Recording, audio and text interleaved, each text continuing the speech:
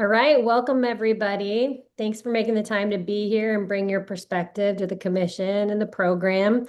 I'd like to call the meeting of the Oregon Agricultural Heritage Program to order. My name is Sarah Evans Peters, and I serve as the vice chair of the commission. Thank you all for being here for today and your continued commitment. As a reminder, this meeting is being streamed on YouTube, so welcome to anybody online. And the meeting materials are available on the OAHP website. We always welcome your feedback. Today's really about working together. So we're going to spend most of our time walking through the OAHP scoring matrix and pressure testing some assumptions and making sure that it reflects the collective judgment in the room.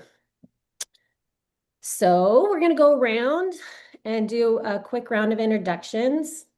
Again, I'm Sarah Evans Peters, and I represent Natural Resources, and I'm appointed by the OWEB board. I live in Buena Vista, Oregon, which is just outside Independence. And for my day job, I work for Pacific Birds Habitat Joint Venture. And let's see, I will pass it to Mark Vargas. Hi, Mark Vargas. I'm representing Fish and Wildlife, appointed by Fish and Wildlife Commission. Thanks, Mark. John? John Oh, O'Keefe. we have two Johns there's now. two Oh my Johns. gosh, we have two Johns. Let's start with John O'Keefe, and we'll end with you, John Deck, to welcome you. John O'Keefe, rancher, Lake County, Oregon, Department of Ag appointee. Laura? Oh, you're muted, Laura.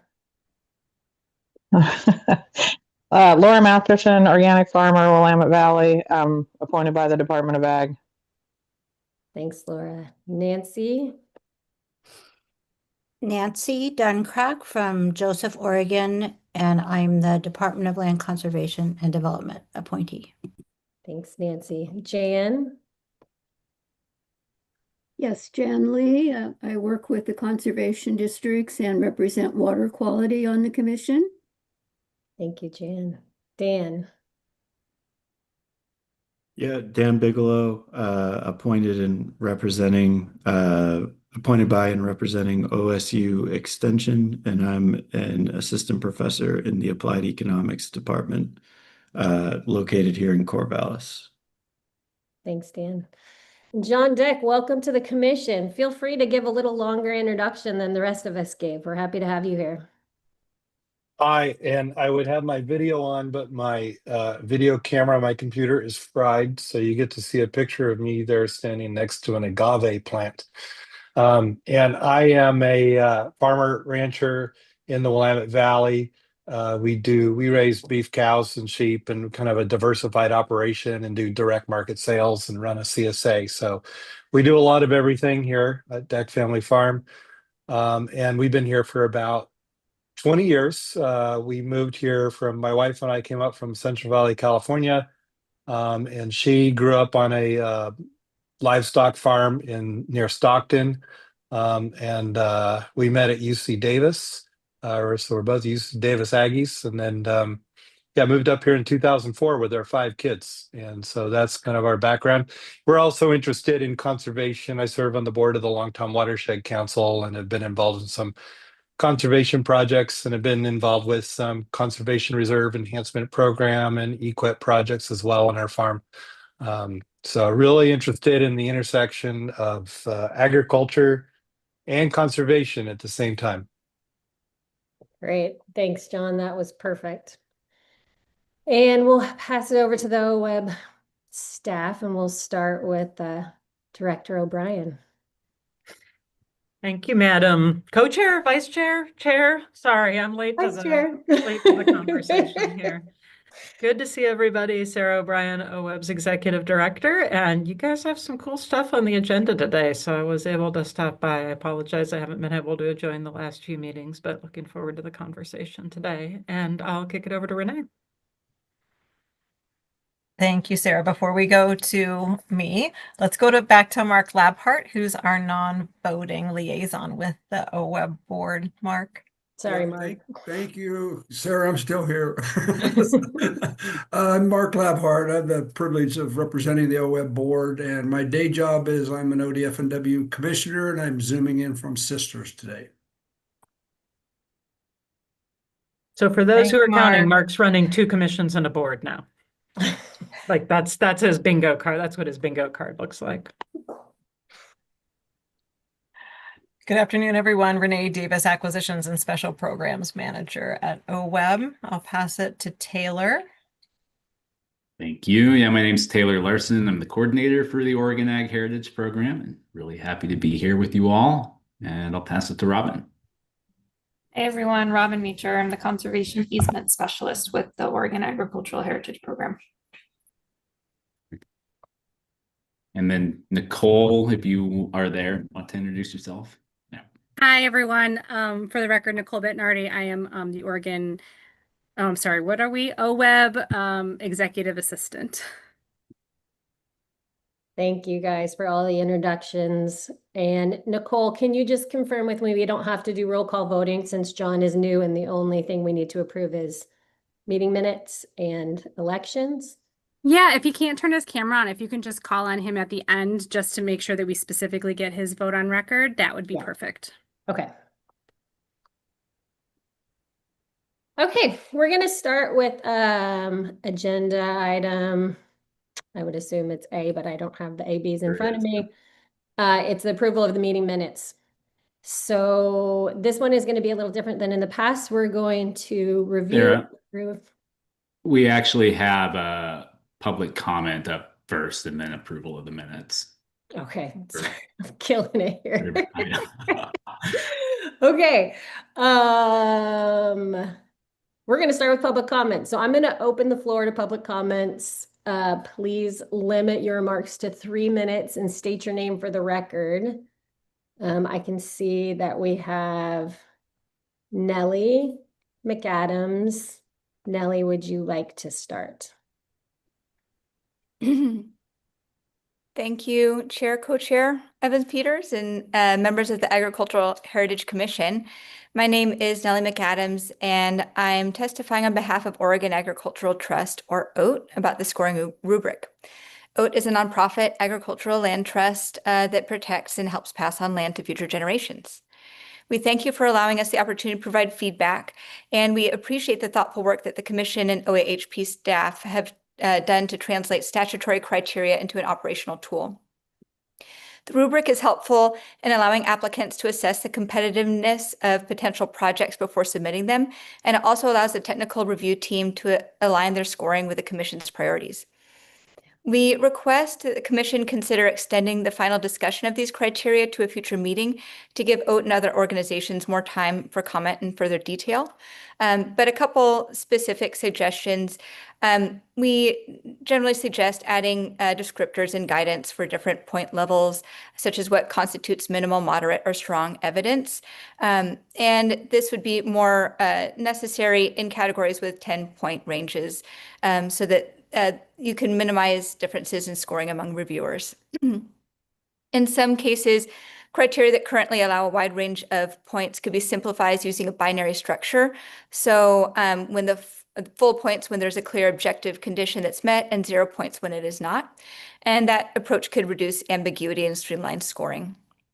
We also suggest that some criteria might be a threshold question that must be answered above a certain threshold before other questions are answered, such as the extent to which working land conservation easement or working land conservation covenant would protect, maintain, or enhance farming and ranching on the working land. Since this is an agricultural grant program, properties should have a high agricultural score in addition to other scores, but a low agricultural score shouldn't be compensated for with high scores elsewhere. Overall, the rubric is well constructed and aligned with the program intent. Adding clear scoring definitions and reducing subjectivity where possible would strengthen the transparency. We can offer more detailed comment on particular criteria if there's more time. Thank you. Thank you, Nellie. Let's move to Carson and then we can circle back if people have questions. Carson, we'll open it up to you. Please limit your comments to 3 minutes and state your name for the record. Thank you. So Chair Kramer, Co-Chair Evans-Peters, members of the commission, thank you for the opportunity to share comments on the draft scoring rubric for OAHP. My name is Carson Kendrick, and I'm the Conservation Director for the Coalition of Oregon Land Trusts, representing 31 land trusts, conservation organizations, and soil and water conservation districts, working in partnership with private landowners, tribes, and local communities across the state. I just want to echo the thanks to OWEB staff and the commission for your thoughtful work on this to date. Our members who apply to OAHP have consistently expressed that a clear scoring rubric is essential for transparency and just helping them to determine which projects are going to be competitive and aligned with the program's goals. The draft rubric is a really strong starting point, and we just hope for continued refinement to ensure some clarity and consistency. And would like to highlight 4 areas. We also submitted some written testimony that is very similar if you have time to read it. First, just want to echo what Nellie mentioned around point range development. Some of these criteria are pretty well defined, but others, particularly criteria 2 and 3, include pretty broad ranges. So we hope that your discussions, you'll work towards further defining those tiers. Also want to weigh in on the match funding. So OAHP, as you all know, was envisioned to be part of a state match for the ASAP ALE program. So given that intent, I'm just questioning the relatively low point allocation for leveraging other funds, and just encourage consideration of a stronger incentive for match funding, including federal and other eligible sources that have been identified in rule. The stewardship requirements and easements. Many land trusts intentionally avoid embedding prescriptive management actions in perpetual working lands easements. These documents have to endure over time, and specific practices that make sense today may not in the future. So just hoping for some more discussion around criteria 3. And finally, the climate criteria considerations. Working lands easements inherently kind of protect carbon by preventing the development, subdivision, and mining. And as currently structured, it's unclear how the proposed climate scoring distinguishes among projects beyond those baseline protections. So just hoping for clear metrics and consideration of established tools such as climate resiliency mapping resources to support some more objective evaluation in that section. Thank you again for your leadership and the opportunity to provide feedback as you refine this rubric for OAHP. Thank you. Thank you, Carson. Thank you, Nellie. Does anybody have any questions for Carson or Nellie while they are on? John?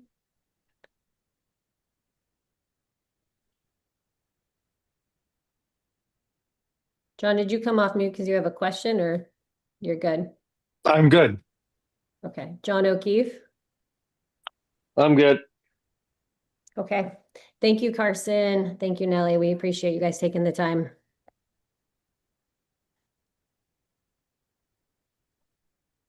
Okay. We're going to move on to agenda item B, which is approval of the meeting minutes.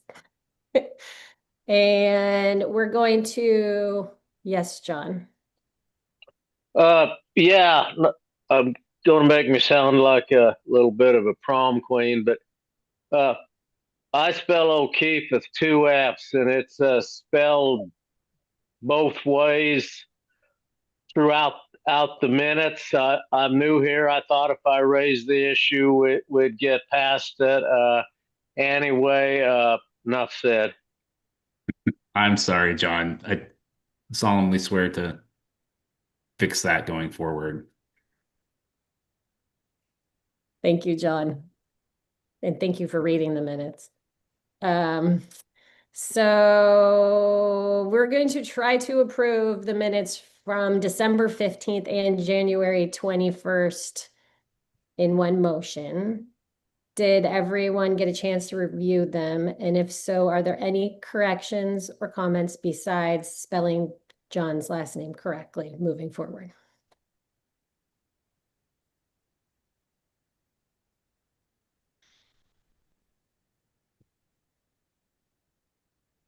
Okay. Seeing none, I would entertain a motion for approval. I move we approve. I'll second. Any further discussion? Okay, then we will go ahead and vote. All in favor, say aye. Aye. Aye. Aye. Okay, any opposed? Abstentions? I'll be an abstention on this one since I did not attend those meetings. Okay, thank you, John. I appreciate that. And Laura, I don't know if you went your camera on. She did. Okay, Nicole's saying yes, we're good. Okay, great. Motion has passed to approve the meeting minutes from December 15th and January 21st. And we will move on to agenda item C, which is the chair election. So I'm going to open the floor to nominations for the chair, and Taylor might help me kind of facilitate this discussion as needed. Yeah, just a little bit of context. So we currently do not have a chair. We have a co-chair, Sarah. Doug Kramer, our former chair, termed off in January. So we are looking first and foremost for nominations for a new chair for the commission. So if you're welcome to nominate yourself and or someone on the commission that you think would be great for this role. So Jan, do you have Yes, a nomination? I would like to nominate our co-chair who's been doing a good job. I'll second.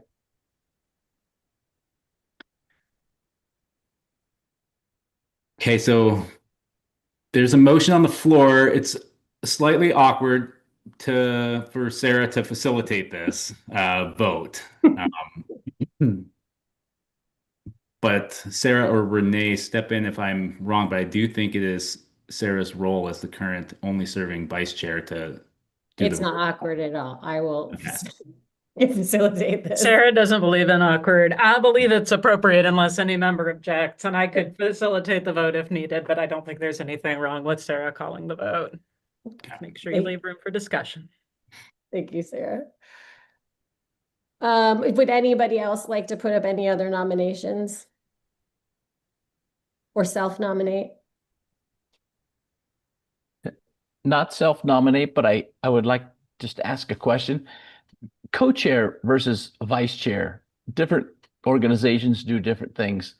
Why are we calling this a co-chair? And what are the duties? We shouldn't be calling it a co-chair. In statute, we have a chair and a vice chair. I think on the web board, if I'm not mistaken, it's co-chairs. And so that's kind of the terminology that gets ported over here sometimes.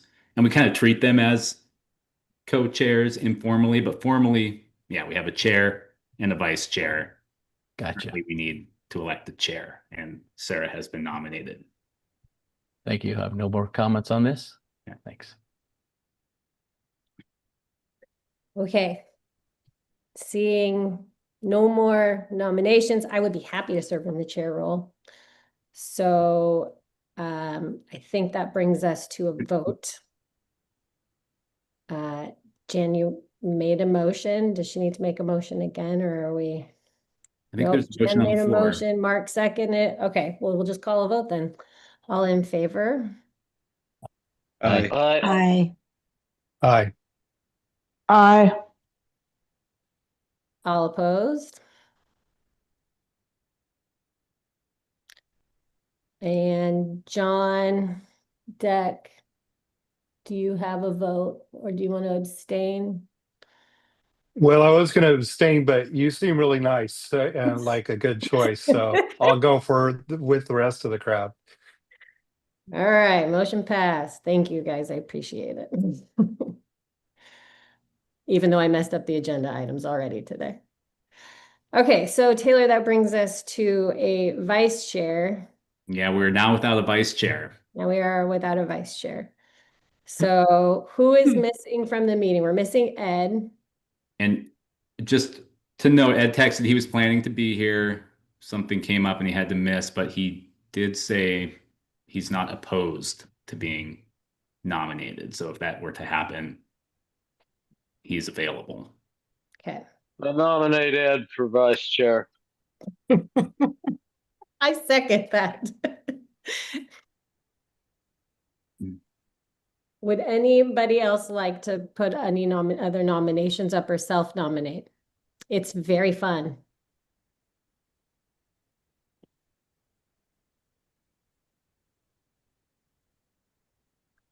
Okay, then I guess that brings it to a vote to have Ed Contreras serve as vice chair for the commissions. All in favor? Aye. Aye. Aye. Aye. Aye. Aye. Okay, all opposed? Any abstentions? All right, motion passes.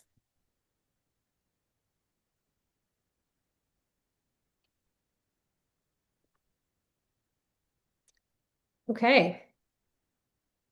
That takes us to our main agenda item for the meeting, which is the scoring rubric. And I'm pulling up some notes so I can introduce this properly. And I'm happy to give some background too, Sarah, if you want. Yeah, I have some a little bit. I just want to start by recognizing the staff work here. Like moving towards a scoring rubric is a super meaningful step towards transparency and consistency that we as the commissioners have asked for, and lots of partners that are core to this program. And I just want to say that the goal today isn't to perfect the rubric, but really help strengthen it, to improve the clarity and have us provide input for the staff to help make this stronger moving forward. So we're not looking for a vote today. We're just looking for ways to improve it and provide direction. And I will turn it over to you, Taylor. Yeah, thank you for that, Sarah. Yeah, so just to reiterate, yeah, we're not looking to adopt the rubric today. We're just looking to get some feedback on it and potentially aiming for adoption at our March 19th meeting, if we can get there. If it's not ready at that point in time, that's also fine. But just a kind of a quick recap. I mean, so we discussed this back at the December meeting, presented the rubric and talked through a process for getting towards actual scores associated with the existing evaluation criteria. And so if you'll remember, we sent out a poll shortly after that meeting to collect commissioner feedback on the relative importance of each of the evaluation criteria. And I've shared that poll as attachment C to the staff report for this. It's slightly confusing how the results are presented. So I'll walk through that here in a second. But basically, then we took the results of that poll, combined that with basically some staff considerations around relevant statute and administrative rule, as well as agency policy and guidelines, to ultimately get to what you see as attachment B, which is the draft scoring rubric, which we'll be walking through today and kind of talking through some of the points that were brought up in public comment. To what degree do we need to further sort of flesh out what we mean when we're talking about certain score ranges, and then the relative importance of the criteria to each other, and thinking about tweaking those scores that are associated with the criteria. So real quick on the poll, just so everybody understands sort of what we're rooted in. So I sent out the survey to the whole commission that included all the evaluation criteria, and asked for you to provide a score from 0 to 10, with 0 being most important and 0 being least important, 10 being most important. And then you'll see the way those are presented in the results it's a little different. So anybody who scored a criteria between 9 and 10 is considered a quote unquote promoter. People who scored it between 7 and 8 were passive, and then folks with scores from 0 to 6 are considered detractors. And basically that translates over into, you get 100 points or criteria gets 100 points for a promoter score, 0 points for a passive score, and negative 100 for a detractor score. And that's why you'll see the score ranges on all the individual criteria ranging anywhere from 100 to a negative 100.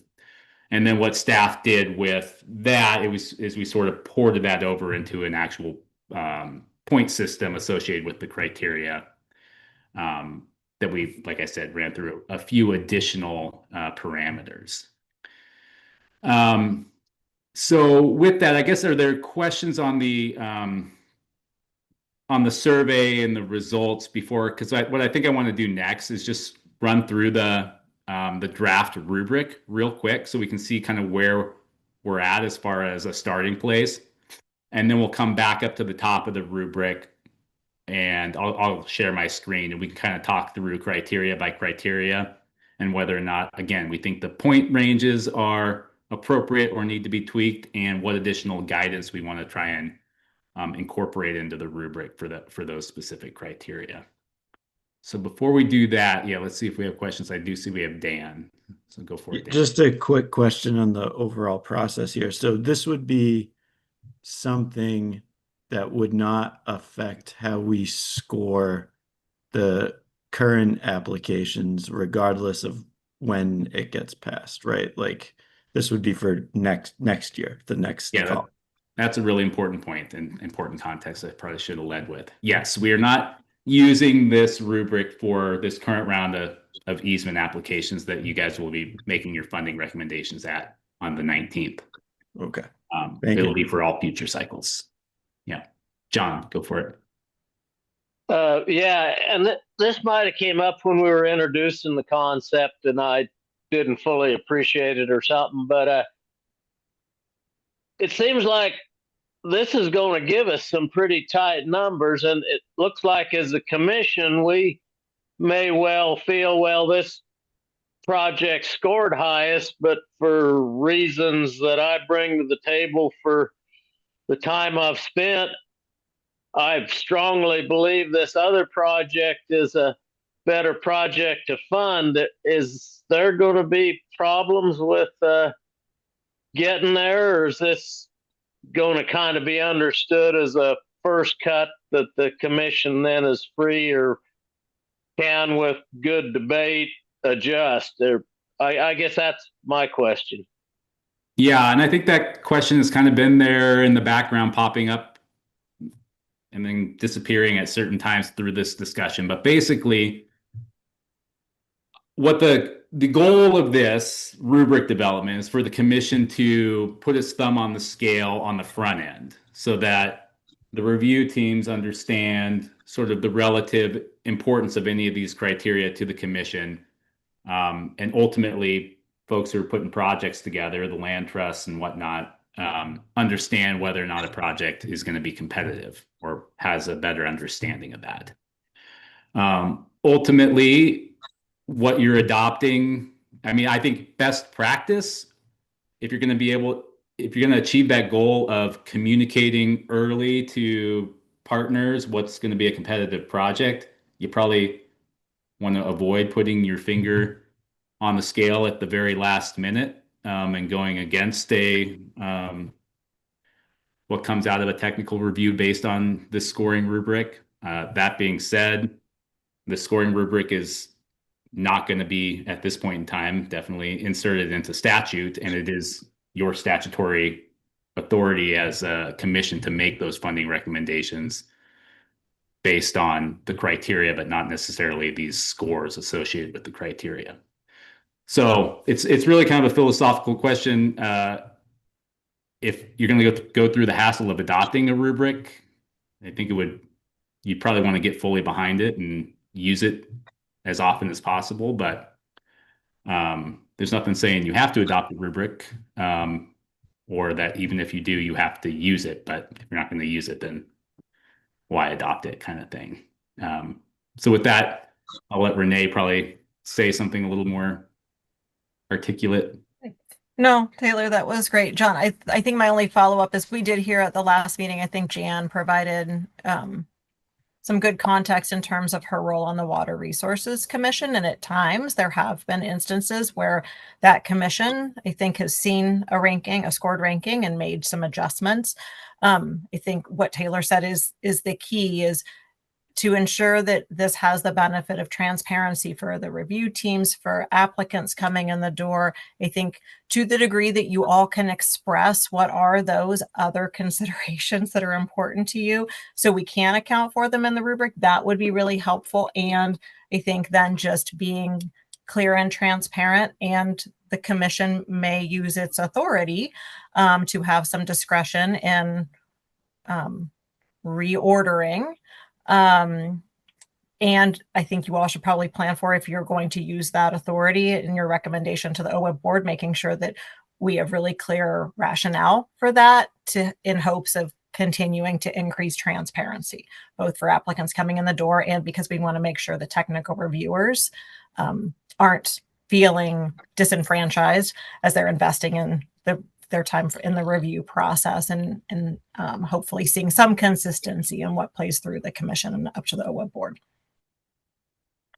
I'd go on to say, I think this makes a lot of sense, and I support doing this. And I think there's lots of reasons to give people information in the front to know what's a competitive project. I just, from time to time, do see how it could come up that these tight numbers could be problematic if we had other thoughts about a project for other reasons. So thanks. Yeah, that makes sense. Does anybody else have thoughts sort of on the big picture level? I think if we do, it might be nice to sort of get those on the table before we start diving through criteria by criteria. Mark, go for it. Yeah, I think when we decided to go forward with this rubric, at least for me, I understand that there's still going to be times when it's like, why did this project get this and why did this project get this? It's not going to be the cure-all, but at least it puts some sideboards and some guidelines on it. And I think what John just said, there's always going to be projects like, man, why did we fund that one over that one? And I don't look to this rubric as being the cure-all of making things run smoothly, but I just look at it as a pretty good step towards, at least so people could understand how the scoring took place. So I see that there will be issues in the future. Hopefully they're minor, but I'm just saying that up front. Yeah, appreciate that, Mark. You're probably right. Dan, go for it. Yeah, I agree with Mark. It's just the way the beast works. Yeah, can't make everybody happy all the time. Dan, go for it. Yeah, I'm not sure if this is the best time to bring this up, but the one thing that seems like it could be added to the overall rubric would be some sort of cost component, where everything right now is focused just on the benefits of conserving, a given parcel, but it kind of assumes that the budget is infinite. So I don't know if, there's some way of incorporating cost as an additional consideration, like with the Conservation Reserve Program, for instance. It's obviously a different program, but the cost is directly built into the environmental benefits index that they use. So things are kind of judged both on, the conservation benefits that preserving the land would provide, but then also how much it would cost to achieve those benefits. And so I'm just worried, as it stands right now, that we could be skewing the scoring towards, really big, expensive, high conservation value, lands at the expense of sort of smaller ones that might give us a little bit more bang for our buck. Yeah, and I think that's true with the way the evaluation criteria is currently. So with the rubric, we haven't added any additional criteria, and that cost criteria doesn't exist in rule or statute at the moment. We do have a criteria around, leveraging match that gets at that maybe a little bit. Yeah. But yeah, as far as like a per acre cost component, that's not in the rule. And so if that's something the commission wants to pursue, I think that's warrants a larger discussion. And we can have that as part of this rubric discussion, but that would be adding an additional criteria on top of what's already in rule. And that's a bit of a slippery slope, for lack of a better term. So we want to think pretty hard about that. But Sure. Yeah, I think that's a good point, because I think that comes into the conversation at the last minute with the commission. I've sort of observed that, what's the cost benefit of this project versus another one, and we don't really have a criteria for it. So it's probably worth talking about. But to be continued. Okay. Yep. Yeah. Okay. Mark, go for it. So Taylor, help me understand how this rubric will work with the technical review process. Will they jointly have the same weight, or how does it work? Yeah, so the idea currently how it works is they have all of these criteria just with no points associated with them, and we ask them to use these criteria generally to put the projects in ranked order from what they see as the strongest to the weakest proposal. What the adoption of the rubric would do would be the commission telling the review team score each of the individual criteria according to these, these weighted scores we have. So if, criteria 7 is most important to the commission, that would have the most points. And then ultimately what you get back from the technical review team is still going to be a ranking. You're going to have the projects in ranked order, but it's going to be based on a score that's, a score for each individual criteria added up, and the projects with the highest score are going to be the ones that rank the highest. So it makes it, you can kind of see why potentially one project ranked higher than another. And it's a way for the commission to signal to the technical review team what you see as important. And then it's a way for the technical review team to signal back to the commission what factors played into the ultimate ranking of the projects. So I kind of see it as a communication tool. Does that answer your question, Mark? Yeah. Yes, it does. Thanks. Okay.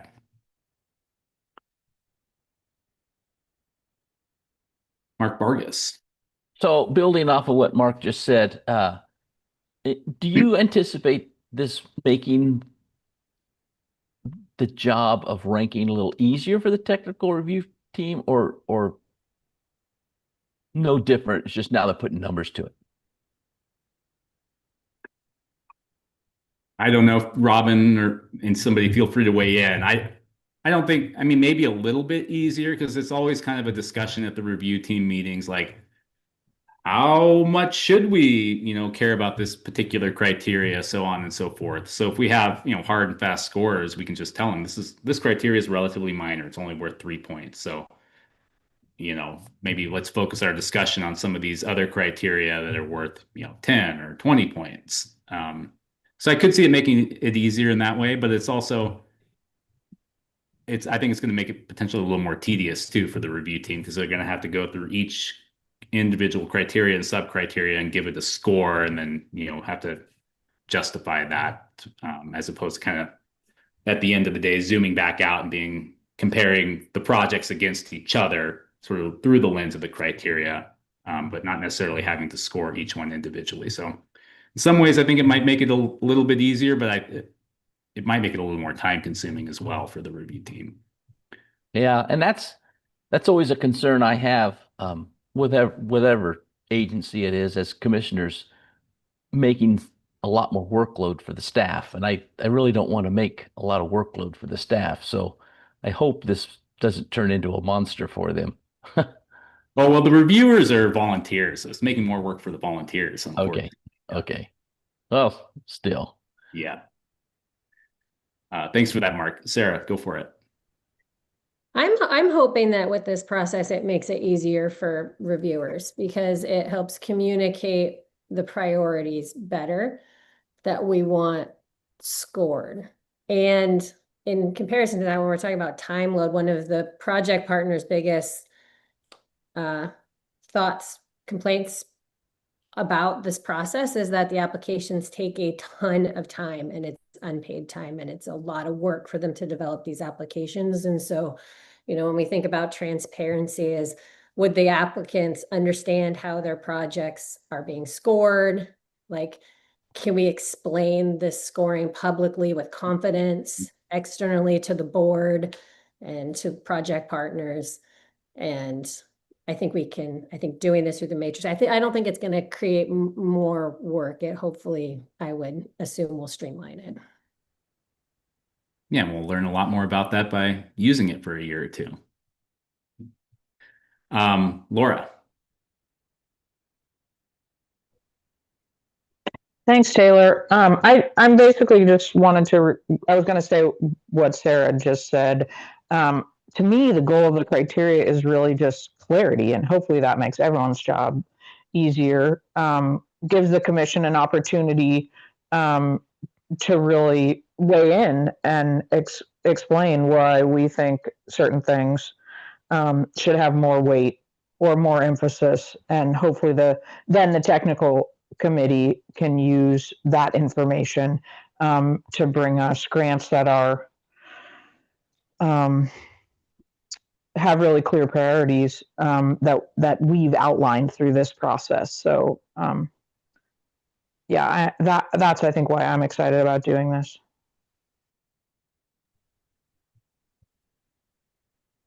Great. Sarah, go for it. I just want to add real quick, and Renee or Taylor or Robin or Mark may have shared this with you guys in the past, but this is something that OWEB has explored and implemented at least once and maybe more times in the past, sort of a quantitative rubric for our open solicitation or some of our other programs that go through the OWEB board.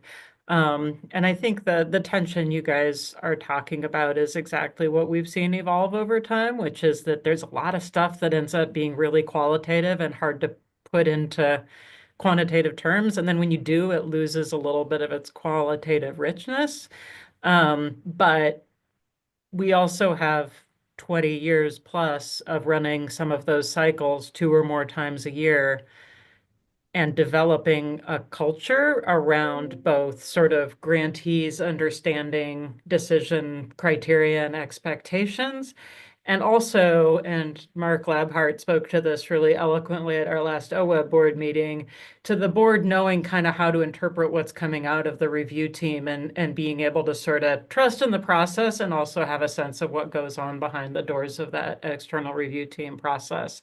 And so I think the trade-offs that you are describing are really consistent with our experiences with other programs, and in a program in which, we don't have a lot of shared culture to build on because we haven't been doing this together with you guys or with grantees very long.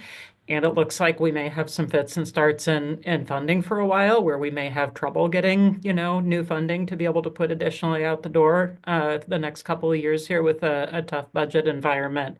Probably the more signposts, part is more important than the, the cons on the other end of that spectrum. So that's just kind of how I've thought about it with regard to the way that OWEB does this differently with other programs, in case that's helpful. Yeah, thanks for sharing that context.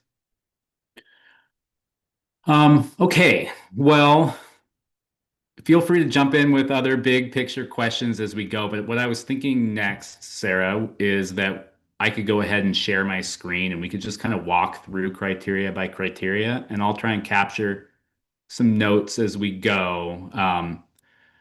But like I said, what I want to do real quick is I'll share my screen. I'm going to run through the criteria, the whole thing, and then we'll come back up to the top, and then we can take it, criteria by criteria. That way you can kind of see how they all fit together. Sound good? All right, let's see. Zoom is always, let me share. There we go.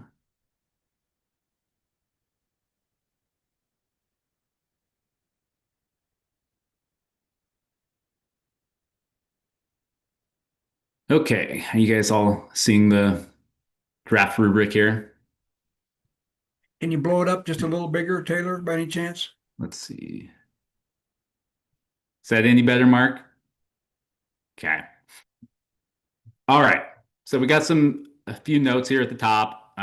Basically, if you see something highlighted in yellow, that means that it comes directly from statute. So for what that's worth, it doesn't necessarily impact the amount of points something gets, but it would make it really hard to remove it entirely, and probably needs to have at least some weight in the criteria. So one thing to know. All right, so criteria 1, this is the regional significance basically of the property. And this one has 4 sub-criteria with it, and ultimately we gave each sub-criteria 5 points. So it made this one a 20-point evaluation criteria, which is amongst the highest. It didn't rank quite as high as the next criteria in the survey, but I think was it Nellie's public comment of there being some sort of a threshold question? I think it would probably, often I've found in the review team meetings, this kind of serves as the threshold question. Is like, how significant is this piece of property to the agricultural, to the area, both, for its agricultural values and its natural resource values. So anyway, this one comes in with 20 points. So just kind of keep that in your head. The next one, the extent to which the working land covenant or easement would protect, maintain, or enhance farming or ranching. Again, 20 points.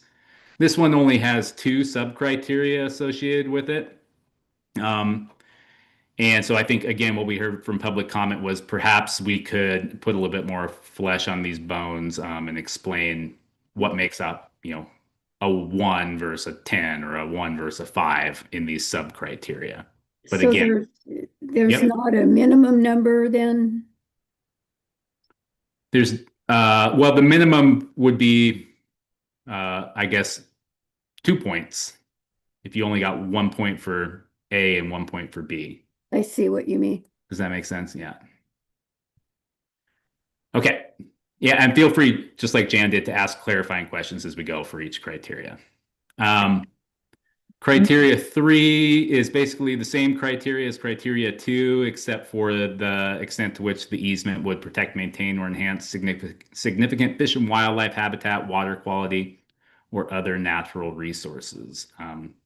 So on the survey results, this one did come in lower, and so you'll see ultimately it has 16 points associated with it as opposed to 20, with each sub-criteria being up to 8 points each. And again, this is another larger point value criteria that only has 2 sub-criteria, so we may think about potentially adding a little bit of a definition around what makes a strong project in this regard. Taylor, can I ask a question? This is Laura. Yep, sure thing. All right. To me, both 1 and 2 are kind of threshold questions, and not because I'm not fully in support of the strongest conservation possible, fish and wildlife possible, but just because this is a working lands program, an agricultural program. I think that has always been, that's something we do at East Multnomah. We've talked about a lot in our in our working lands program, and we want to make sure that sort of we're protecting the best of the best ag lands, and then comparing them with other really high value ag lands to see what has the best conservation value. So I just wanted to kind of reiterate that, and I don't know if this is the best place for discussion about that, or if you want to keep going all the way through, but that seems like where, to me, some of the good conversation might happen. Yeah, I agree. I think that's a philosophical question, and you've gotten Sarah and Robin's attention, so I think, let's go ahead and if you want to hold that conversation, I'll defer, Taylor. I do want to weigh in on that topic before the end of the meeting and before the conversation gets too far evolved. Yeah, I think we'll end up spending a fair amount of time on that concept. So I'm happy to stick a pin in it. Robin may well have a more appropriate comment than I have, so I'll hold. Okay. Robin, do you have something you want to address here? Yeah, mine was just to note the because it doesn't come through in the evaluation criteria, but there's essentially an overarching eligibility requirement for all projects that are proposed for the grant type that requires us to do a threshold look that the property is engaged in farming or ranching as defined in a long definition. So I do think that that's an important thing to note, that before we even deem a project eligible to be looked at with this criteria, it has to match that there's actual farming and ranching or ranching happening on that property.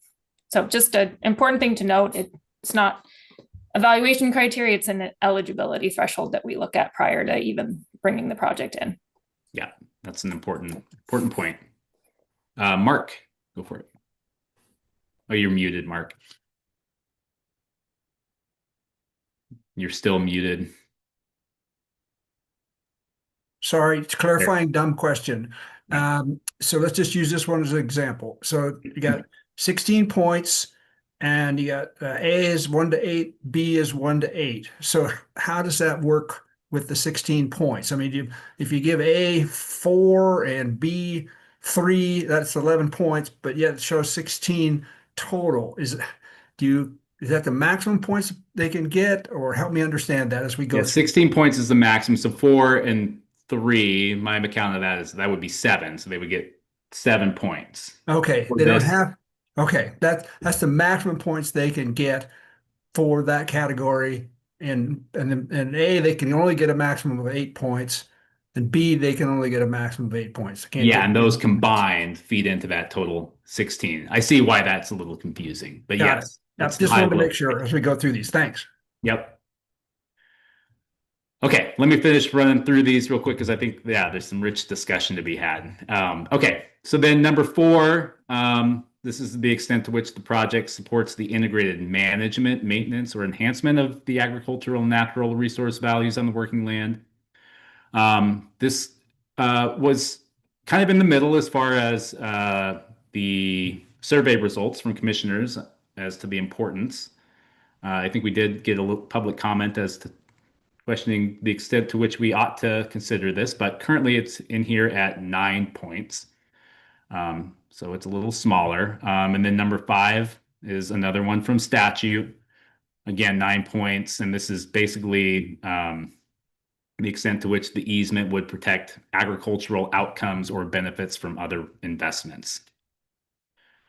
And then we have so where there aren't sub-criteria, I should have mentioned this on the top, where there aren't existing sub-criteria in rule, as staff, we went ahead and tried to kind of spell out what would be a high, medium, and low score range. And so you'll see that on these criteria that don't have subs, whereas where they do have subs, we kind of thought of those as the explanatory buckets. Building off that, Taylor, while you're scrolling, go for it. Just because I think it's helpful to clarify from Mark's previous question that with these ones, the point ranges are not individual points to score. It's essentially the more of a threshold. So 1 to 4 points would be, you would get a total of 4 points if you met that category, or a total of between 4 and 8 points if you were in that category. So it wouldn't be the additive point scale that the ones that kind of have sub criteria gets. So there is a little bit of a divergence in how we approach the two. So if at any point when we get into the further discussion, it gets confusing, we can try and help keep that context in place. Yeah, and this is all useful to know what is confusing in the rubric so that when we actually get to something we're going to adopt, we can make it really clear what we mean. So appreciate the feedback on that front. Okay, so criteria 6, this one does have 4 sub-criteria, and this is basically the capacity of the applicant, which is was deemed relatively important by the commission in the survey, and thus is reflected here as being worth up to 15 points.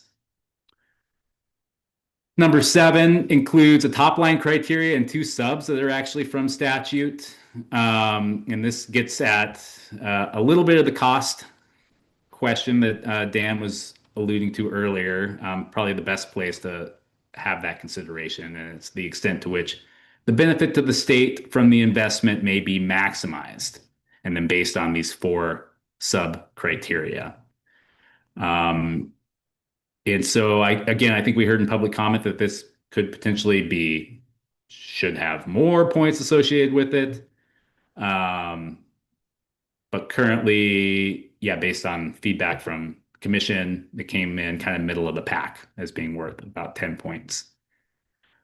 Okay, then we get into criteria 8. This is the impact of the project on owners or operators of neighboring lands.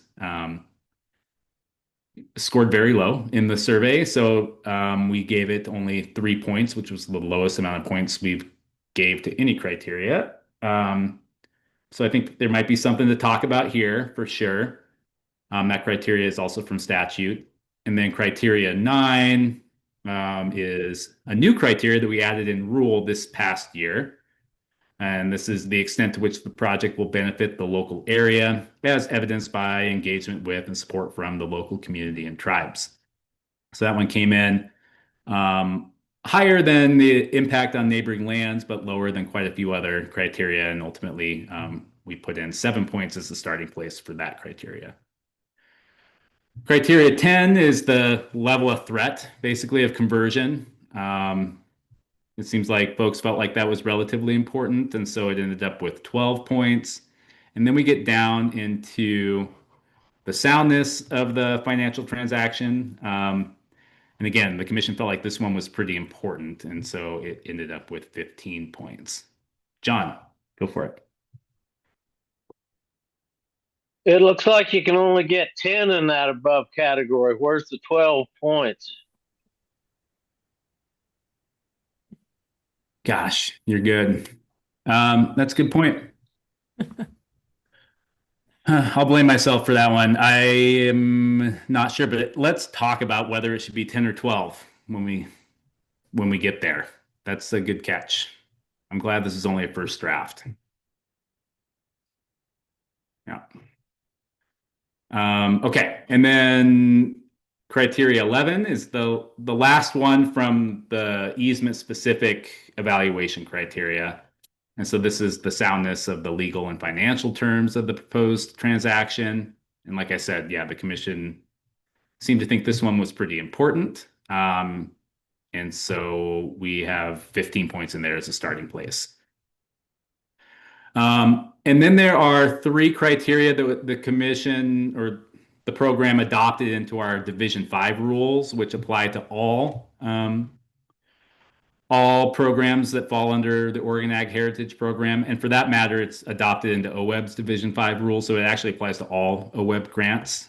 And these are the 3 climate criteria. They ranked relatively low as far as their importance to the commission. But again, we gave each one of them up to 3 points, using that kind of as the 3-point threshold sort of as the floor for the lowest amount we want to give to a criteria that currently that we're using to evaluate projects. So reviewers can at least give something a high, medium, or low score. So with that, that's the really quick and dirty run through the criteria. And I think, I think maybe I'll stop my sharing just for a second and see if folks have initial, gut reactions, big picture things we want to talk about. And then I think we can spend a lot of time just kind of running through criteria by criteria, tweaking the points and trying to capture some feedback from the commission around what we actually mean when we say, criteria 1A. So John, is that a new hand? Yeah. Yeah.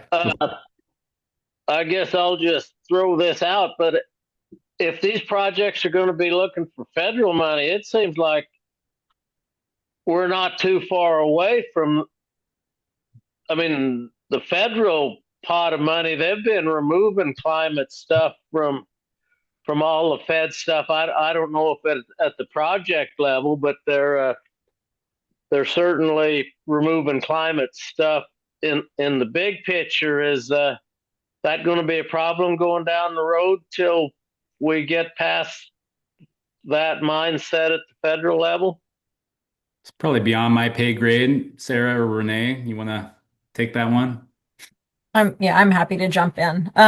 So thanks for flagging it, John. Definitely we're aware of it, both as we as an agency interface with federal programs and certainly as our partners do.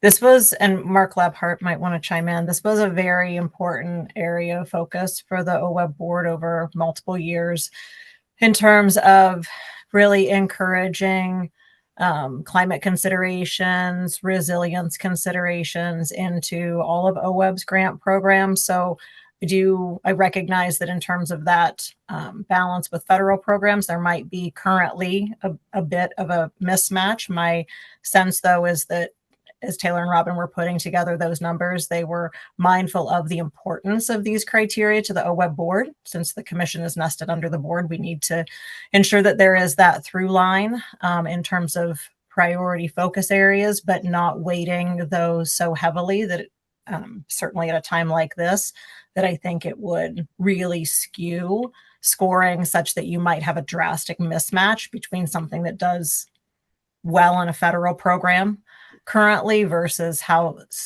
scoring would come out for OHP. That's my sense, that they tried to really thread that needle. Great. Thanks, Renee. Sarah.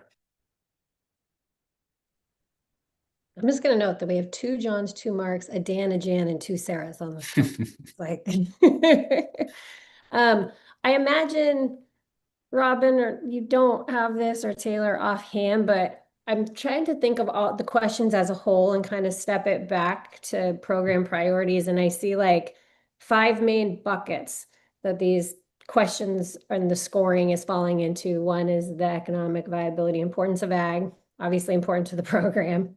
Natural resource values, important to the program. Conversion and fragmentation, project readiness and applicant capacity, and then like the community public benefit. So one thing I would like to see maybe on the next iteration is questions groups like that, so that we can make sure that we're not overweighting one section overall when we're looking at the scoring matrix. So just to make sure I'm hearing that correctly, Sarah, you're saying try and group the existing criteria, do some lumping together. I mean, we don't have to like lump them, but like I'm thinking like big picture titles, just so that like, I mean, I think that like 30% of the points are going towards project readiness and applicant capacity. I just want to be able to compare that 30% to like the rest of our values and the priorities of the program to make sure we're not like missing, we're not over dedicating points to one group of questions that are split across. Because some of the questions actually point towards ag and natural resources and conversion, you know, so just understanding where the points are going. Okay. Yeah. Definitely can organize it in that way for the next draft. Mark. Back to John's question and comment. So I had to think for just a little bit how I would respond to that and how I would respond to it. And I'm not speaking for the OWEB board because I'm not at liberty to do that. But I think that the governor has made it pretty clear that she's told state agency directors that climate's still an issue in Oregon, and we as agencies of the government and the legislature follow the governor's direction and follow our legislative direction. And so climate is going to be, I think, a consideration in how we provide funding and programs that we implement. So I would say it's there. If we in fact find out that, well, the federal government's going to eliminate the program funding X because you've put the word climate in there, then we probably have to revisit it and see where we go from there. But right now, I think the governor's made it pretty clear that climate is going to be a factor in missions from agencies moving forward. So that's my comments, John. I don't know whether it's good or bad, but I think that's where agencies have received that direction. Unless Sarah says, no, that's not my direction, but I don't think it is. So. I'm not going to say that. I do think it's really important to just kind of put ourselves in the shoes of grantees as well. And I do want to, I don't disagree with anything Mark said. And I also really appreciate John's initial point, because I think You know, I think a lot of us have been in a position who do project development, as I did before I had this role, and sometimes still do, where might be putting pretty different language in one application versus another that are going to different programs to meet different criteria.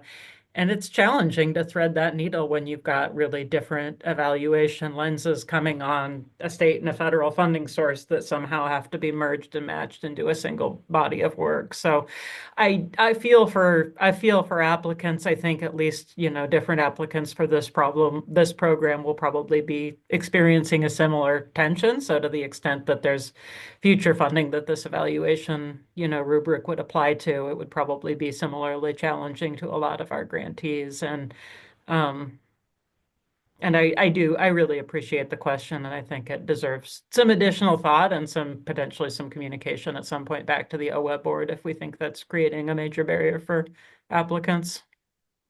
Before we leave this, I do want to say it. I seriously think this climate stuff deserves serious attention and especially serious study. It's just recognizing the realities of the times. Yep. I have talked about variable weather recently sometimes, John, in my own applications over the years to try to get over that hurdle, because or fire or drought, or there are a lot of climate related impacts that we can all agree are a challenge and an opportunity and deserve that level of attention. So sometimes we can shift our language to meet the audience, but make sure that the underlying project is getting the work done that communities need and our landscapes need. Thank you too. Jan and then John Deck.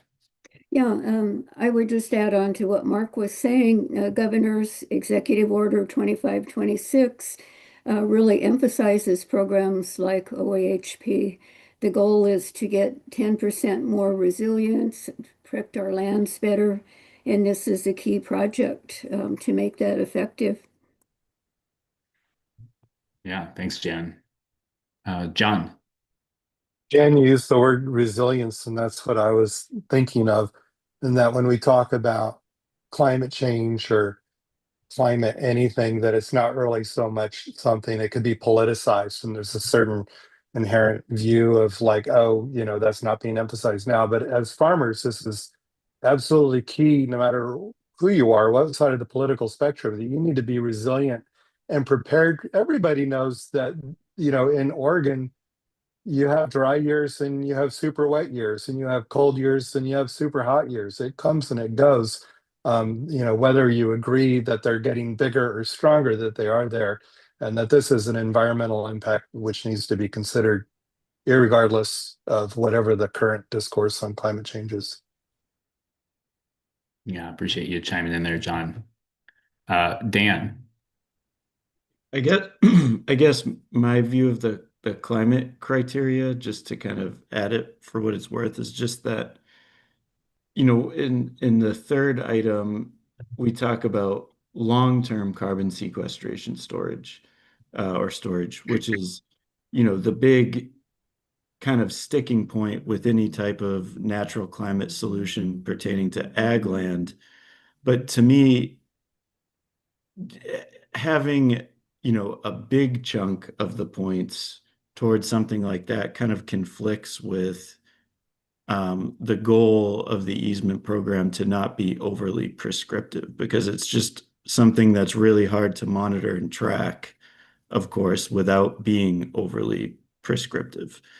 And so that's kind of like the why it comes across a little bit as kind of an odd fit as a standalone category, where I think a lot of those things will be kind of picked up incidentally as part of some of the other, you know, agricultural preservation oriented criteria.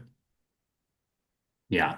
And I think that, Dan, is, you know, partially just due to the fact that this is an overarching criteria that applies to every OWEB grant made out there. So it's not going to be a great fit for anybody. But it is a lens that the board wants to kind of look at all the projects through. So yeah, I think it's an important point.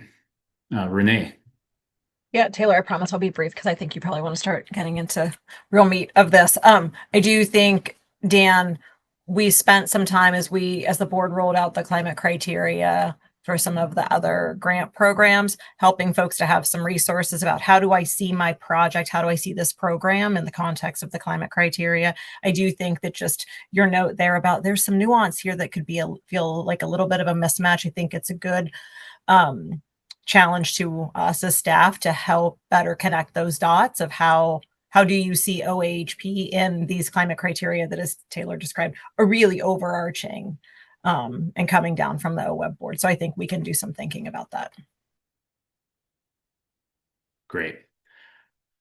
Okay, so yeah, I do think we want to get into actually talking about the criteria themselves and whether or not we think the point values or the explanation of the point values is headed in the right direction or not. But before we do that, I do want to, because the first question really kind of deals with the threshold conversation we were talking about, as far as like, does a project need to meet a certain threshold beyond just happening on land that is engaged in some form of agriculture? And so I want to, Sarah, if you have additional thoughts on that beyond what Robin shared, I think now would be a good time to kind of get those on the floor. And then Laura, feel free to chime back in or ask some clarifying questions, because I think that's going to be pretty key to the first couple of criteria. So let's just. Yeah, I really appreciated Laura's perspective, and I think this is a topic that has come and go, and I've seen it in public comment to this commission fairly frequently, sort of the question of how to balance the dual purposes. And I just want to share the reflection while I'm here, kind of from an agency-wide perspective. Our read on statute, my read on statute and legislative history around this program is this is a side-by-side dual benefit. This isn't you go through one gate and then the other, or it's a this, but, and then there's one that's more equal amongst others. I also happen to be wearing a different hat, and I was around for a lot of the conversations and formation of this program. And frankly, that view is, in my opinion, pretty consistent with the conversations that partners that helped weigh in on this program were having in the build up to the initial passage of the statute and initial funding. And so I do think, you know, if this is a major concern or a decision point for the commission, I think maybe we pick a future meeting to dig into it a little further. But OWEB's view is that the two benefits go side by side in this program, and there's not one of those that's more equal than the other, to use a turn phrase there that I always try not to use. Are there questions, Laura? I know that is different from the way that you look at these things when you work through SWCD programs, or it's just flavors of money and mandates and, you know, statute and rule that build these things steer us in different directions towards different priorities sometimes. So I want to shut down the discussion, but I just want to let you guys know how we approach this question.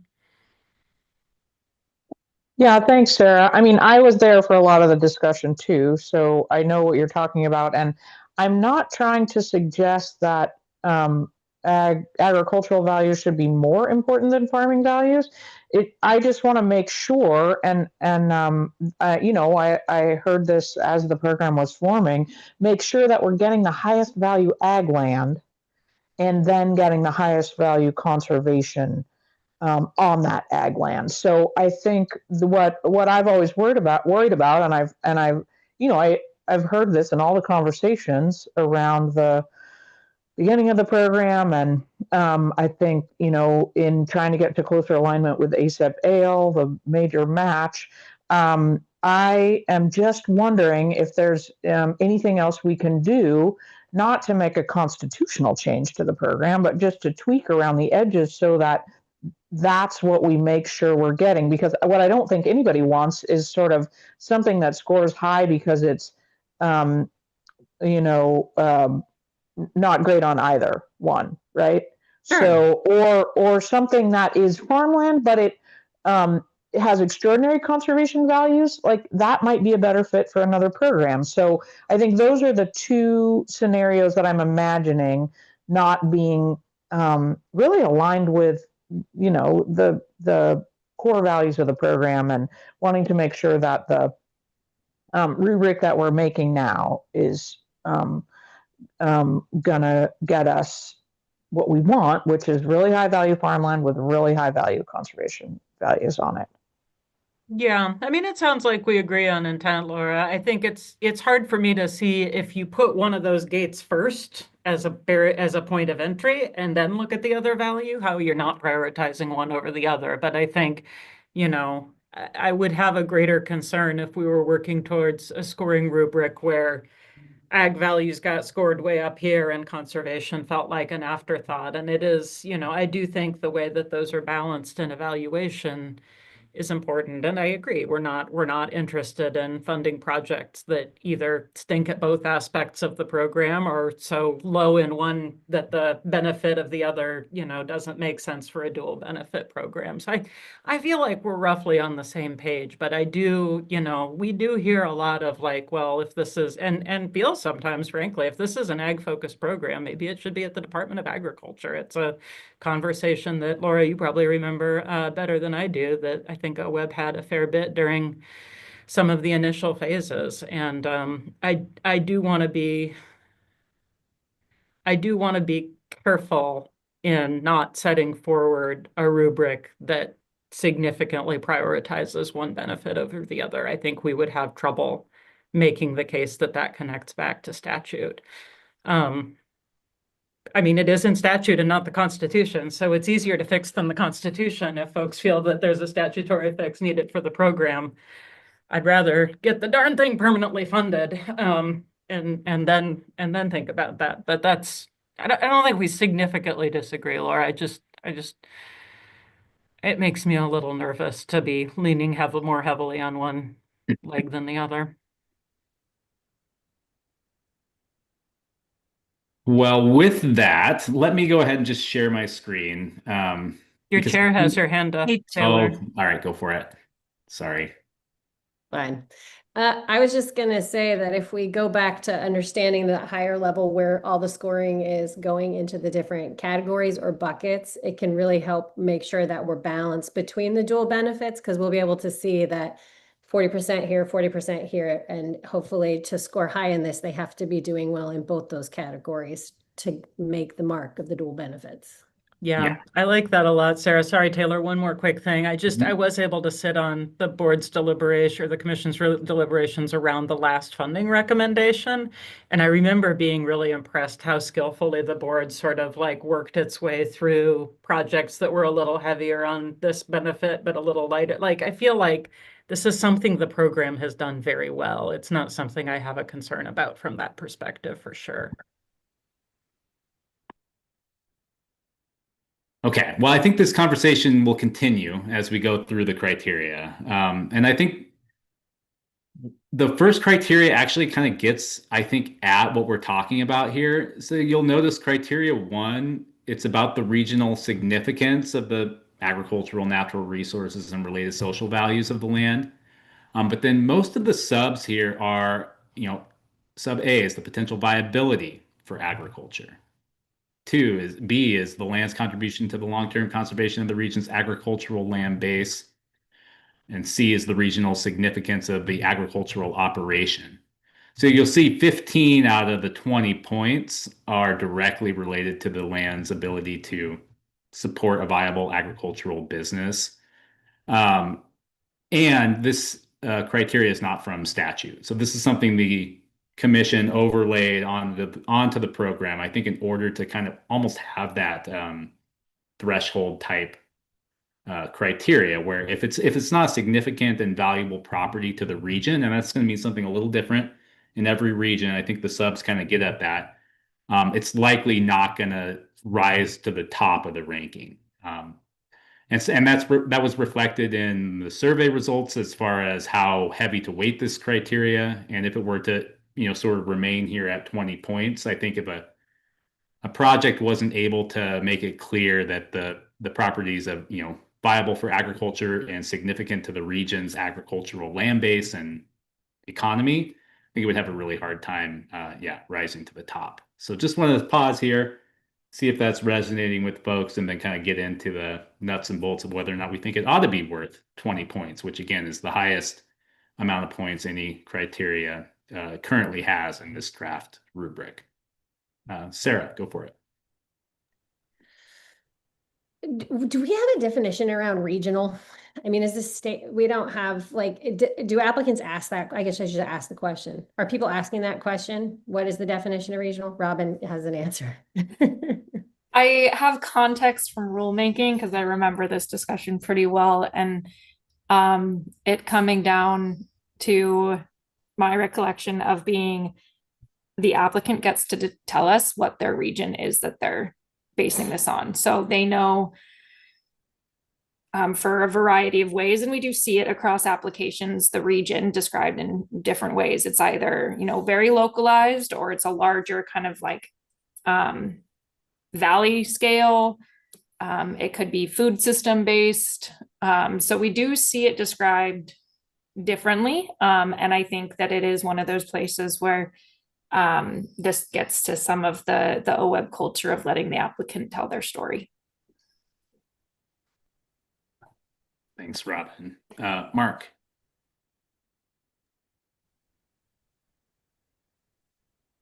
It doesn't say you're muted, but I can't hear you.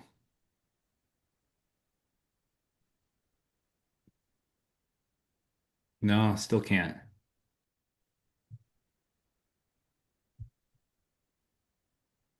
How about now? Loud and clear. A little bit better? Yeah. Yep. Sorry about that. So what section, I don't, maybe this will come to this later, but what Robin just said spurred a thought. Where would the applicant, like here in Southwest Oregon, let's say the Rogue Valley, is this the section where we would add regional significance if there's been no projects, they're all over Willamette Valley, and all of a sudden somebody puts one in the Rogue Valley? Is this where the regional significance portion comes in to balance it out statewide? We don't have a criteria for that. So that's always been a little bit awkward discussion to have at the commission. And again, I think that's why we have the commission, to sort of provide maybe some additional context to the program and, you know, compare the apples to apples. But we don't, when we're scoring and ranking projects, we don't consider where they are and try and come up with a balance. We're just looking for the strongest projects and for them to make the case that in their region, whatever, however they kind of define that, and that's going to be different depending on where the operation is, that that piece of property and that operation is significant, quote unquote. So along those lines, and I'm sort of I'm poking here a little bit, but let's say all the strong projects are always coming from the Willamette Valley. Does that mean Southwest Oregon pretty much will never get funded because the Willamette Valley's always just got these monster projects and all the money's going to go to the Willamette Valley? Well, that hasn't been the case to date, but there's nothing in the existing criteria from statute or rule that would say that can't or shouldn't happen. But again, I think that is kind of the role the commission has played in the past, is trying to think about this from a, zoom out to the 10,000 foot view or the statewide view and think about how are we strategically making these investments across the state and not just like continually pumping money into, one region over another. But again, just to reiterate, that hasn't really happened up to this point. But it's good. It's a good point, Mark, because I feel like it's something that comes into the discussion often at the commission level, and it's not reflected in the criteria. Okay. And if you remember last time, I think we asked the commission ahead of opening the cycle whether or not you were going to have any kind of preference for geography, sort of to get at that, to give the applicants a heads up. And I think the answer was no, but with the caveat that, to your point, the commission usually has an interest in diversifying its portfolio of investments across the state. Okay. So I guess as far as this criteria goes, we have quite a few subs, I think, that explain sort of what we mean by the agricultural and natural resource significance. How do people feel? I guess first off, do we feel like it's a top line criteria? It ought to be worth at least as much as any other criteria, if not the most. And right now, 20 points is sort of that top line threshold. So one, do we feel like the points are appropriate? And two, do we feel like there's additional context or guidance we ought to be giving to applicants on this particular criteria?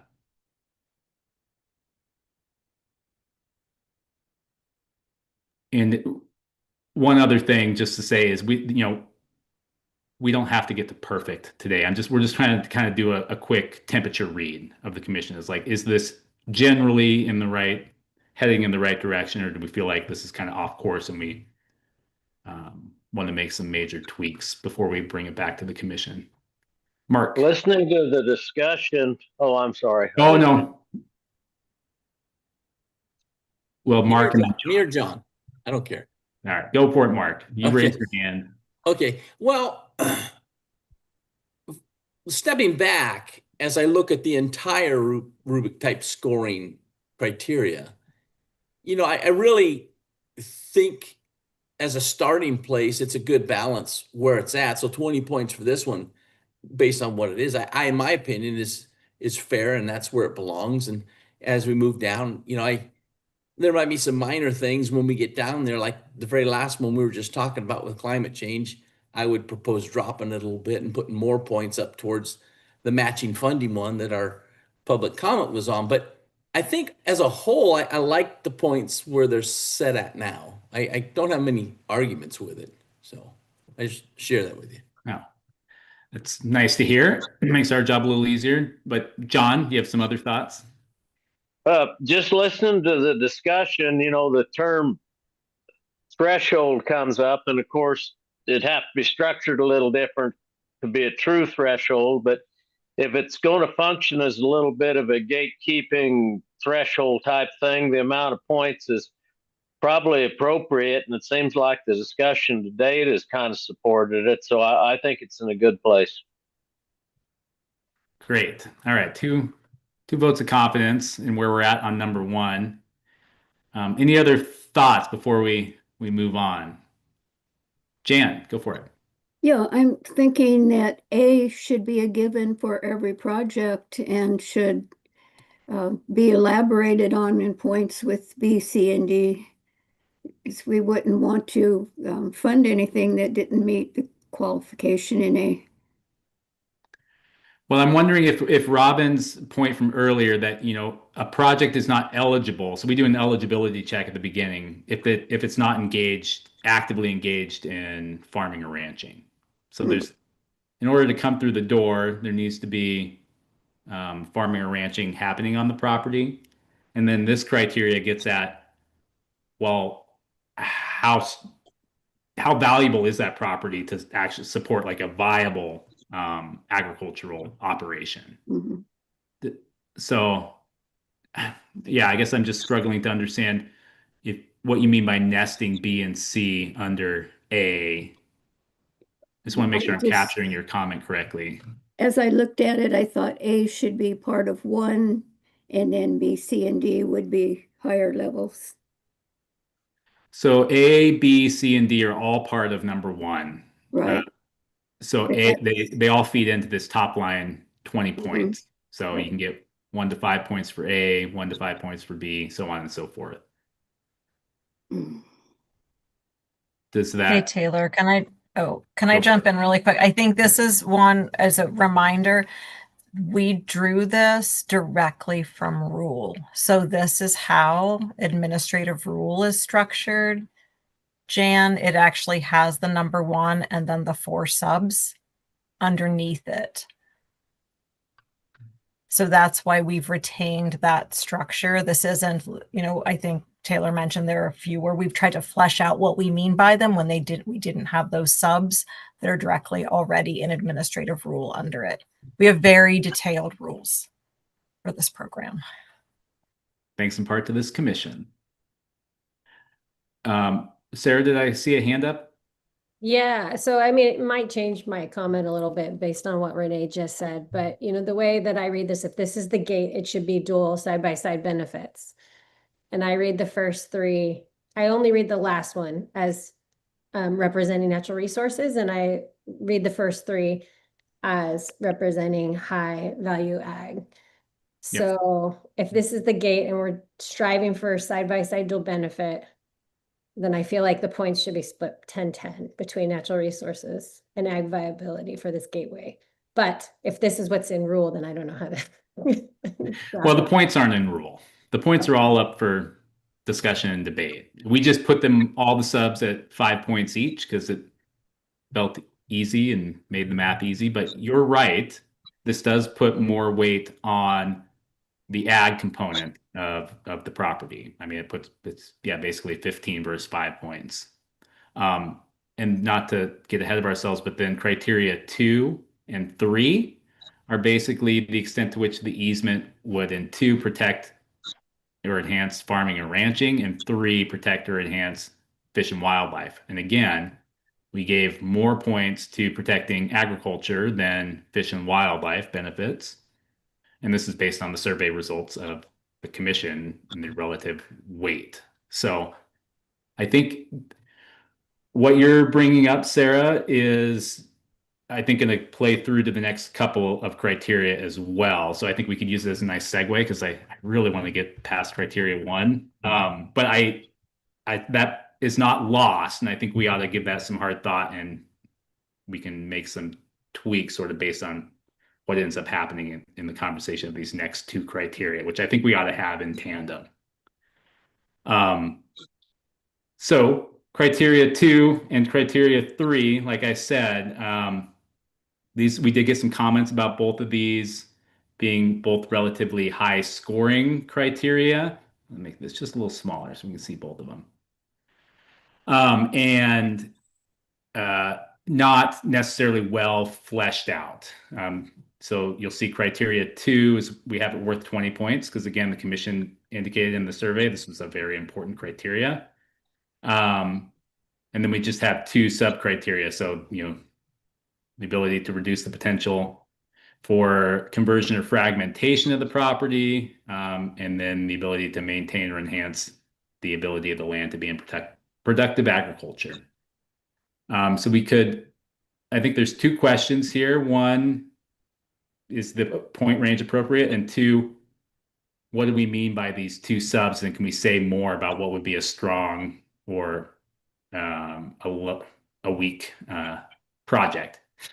But I do also want to talk about number 3 with the risk of kind of being all over the place. But number 3 is the exact same criteria, except for the extent to which the easement would protect, maintain, or enhance fish and wildlife habitat, water quality, or other natural resources. So again, it's this quote unquote dual benefit of the program. And so the first thing I want to have the commission think about is, how do we feel about the point ranges, given what we just talked about in number 1, with really 15 points going towards the ag component, 5 points going towards the fish and wildlife, water quality, and other natural resource component. And then here having 20 points going toward the ag component and 16 points going towards the fish and wildlife component. Just want to do a gut check, because these are the 3 kind of biggest criteria. And so how a project scores in these 3 is going to weigh pretty heavily in how they end up coming through in the ranking. Robin, go for it. Yeah, before I let the commission weigh in, I want to also point out that even though A is lumped under the enhancing farming or ranching category, by its nature, that is also going to provide benefit or not, depending on the extent that the project proposes to do it for fish and wildlife habitat and the resources presented in 3 as well. So I think we did some lumping during rulemaking to try and kind of categorize and balance, but I don't want it to be lost that reducing fragmentation and conversion is going to also have a positive impact on the wildlife habitat. So I think this is with a space where the criteria works together. It's hard to separate them out, but I just think that's an important one to talk about when we're getting kind of into this nitpicky place of a couple points here, a couple points there, that they do in a lot of ways work together. Thanks for that, Robin. Laura.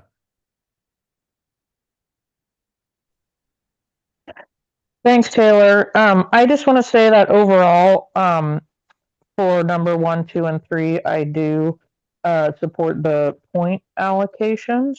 So just wanted to weigh in on that. And then to me, the question for number 2, A seems pretty clear for how an applicant could talk about the potential for conversion or fragmentation, and I see how that could be argued, you know, from an east side perspective and from a west side perspective. I mean, I suppose, you know, there's always the opportunity to have a little more clarification for what sort of a low, medium, or high you mean by points, but I think, you know, there's just been so many examples of fragmentation in the valley, and also destination resorts, other threats to central, eastern, southeastern Oregon ag land, that seems to me pretty straightforward. Where it might be helpful, or where I would like to have a little bit more conversation, I mean, depending on what other commissioners think, but is on B, and how we might give direction for low, medium, or high scoring on that one, and whether that's at this meeting in the next 25 minutes or in another meeting is fine. But to me, that's one that could use a little more fleshing out. Yeah. Okay. Well, I'm happy to flag that. If nobody else has thoughts on it at the moment, or if other commissioners want to weigh in on B here, we can capture that as well. I'm not really weighing in, but I'm just saying I think Laura's right, and having some kind of supporting baseline documentation, evidence, whatever it may be, for that in particular would be helpful for people. And that's not my area of expertise. Yeah. Okay. Well, without promising anything, what I'm thinking we are likely going to end up coming back to you in March with is an updated version of this rubric, with maybe something similar to what we've done down here in like criteria 4, where we've spelled out 1 to 4 points is this, 4 to 8 points is this, for each of these subs, or at least some of the subs that maybe it's not as clear.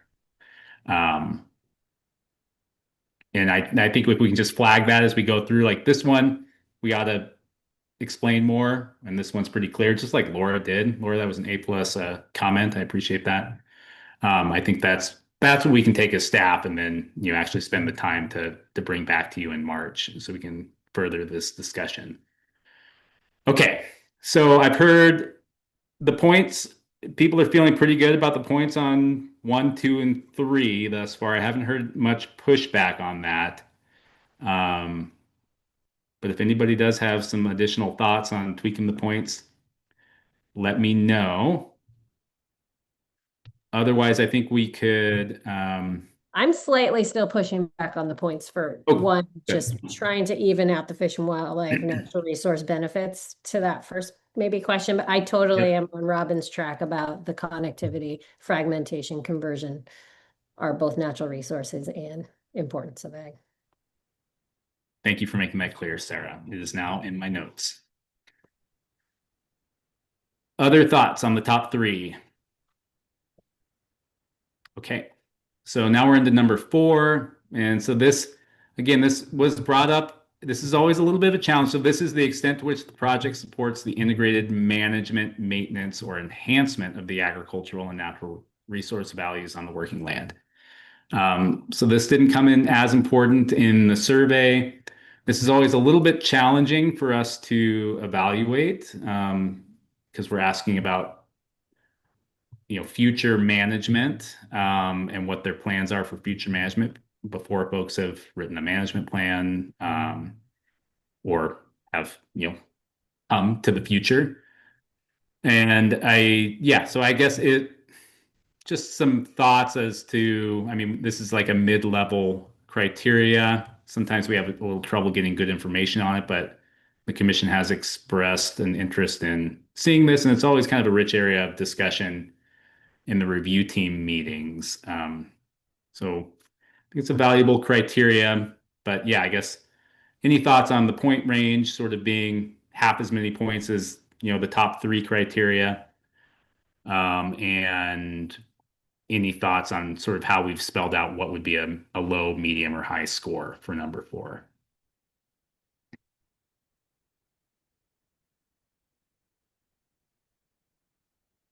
Laura, go for it.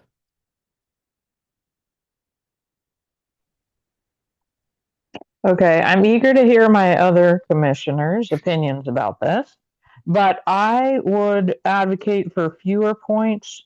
I think what we're paying for in the easement is the property, and we don't have a great way of dictating ongoing management. I think it's always been fraught to think that if a property, if the management of a property is slightly degraded for a few years, that anyone would really want to break the easement on that. So to me, the less weight we put towards management, the better. Obviously, that's a super crucial thing, but I think the way to manage it is outside of the easement, not have it be a super high scoring part of the easement. So I would push for lower points on this.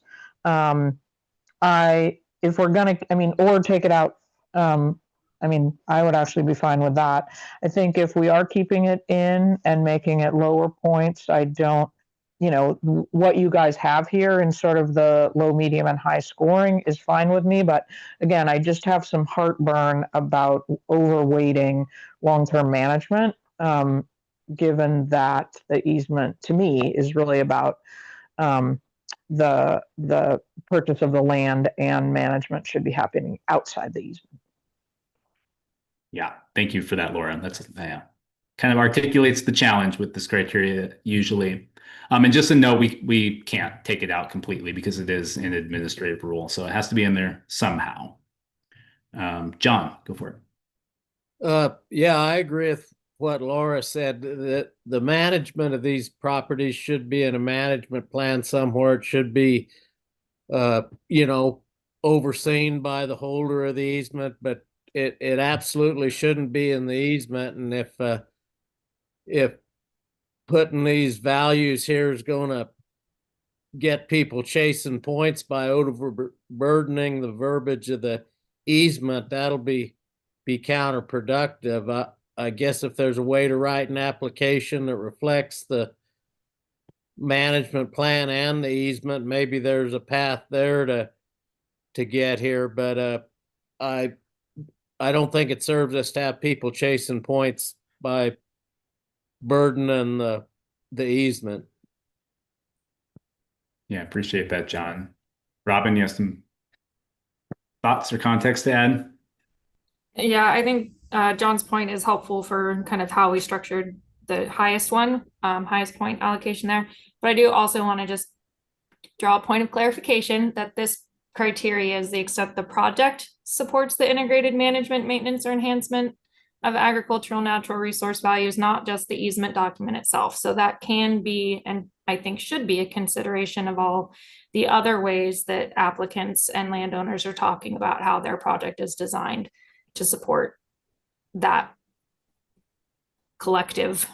So it's not necessarily saying that stewardship or management practices need to be prescribed in the easement for this easement deed itself, for this to be, these point ranges to make sense. I think there's space for us to work on, are there other attributes, as John just mentioned, if they're including a management plan and that management plan is well thought out, specific to the property, does that warrant additional points in this category, or is that not something we find that important?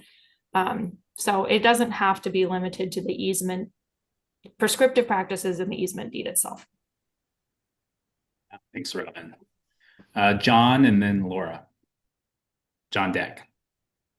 Yeah, I have some experience working on lands that have easements as an agricultural operator, and experiencing the effect of I'll say, I don't want to say poor management, but lack of very clear management about what the heck is going on on this particular property and the phasing and how as an operator, I'm trying to cut hay on some certain lands that is available, but it's like not at all clear what's going on and where. And I feel like management in this case would have been super beneficial, or a better management plan or a more clear management plan about what and how this will be enacted, especially in the formative years, in the mid-range years of, what was going on there. So, I mean, I understand the points that were made, that you don't want people just loading up. It's easy just to kind of like